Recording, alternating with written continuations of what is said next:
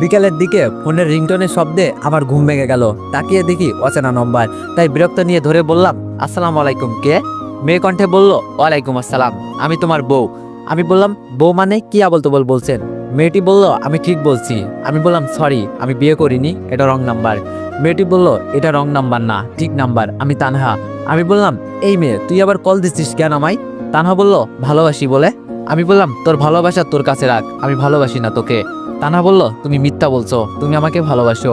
আমি বললাম, না, আমি তোর মতো মেয়েকে ভালোবাসি না, যেই মেয়ে তার ভালোবাসার মানুষকে বিশ্বাস করে না, রাস্তায় যেখানে সেখানে অপমান করতে পারে, সেই মেয়েকে আর যাই হোক আমি কেন, কেউ ভালোবাসবে না। তানহা কান্না করে বলল, প্লিজ অনিক, আমাকে একবার ক্ষমা করো। তুমি না বলেছো তুমি আমাকে কখনো ছেড়ে যাবে না, তাহলে কেন এখন ছেড়ে চলে যাচ্ছ আমাকে?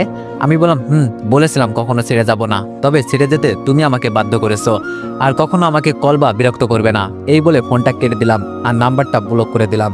দুনিয়ায় কি একটা নিয়তি, যাকে পাওয়ার জন্য তার পিছনে ঘুরতাম শুধু তার ভুলটা ভাঙানোর জন্য, যাতে তার কাছে যেতে পারি, তাকে মন দিয়ে ভালোবাসতে পারি। কিন্তু সে নিজের দূরে সরিয়ে দিল আমাকে। আমি তো তাকে সরাইনি। সে বলেছিল আর কখনো সে আমাকে ভালোবাসবে না, আর এখন আমার আগে পিছনে ঘুরছে। এগুলো ভাবতে ভাবতে আমি শোয়া থেকে উঠে ফ্রেশ হতে গেলাম।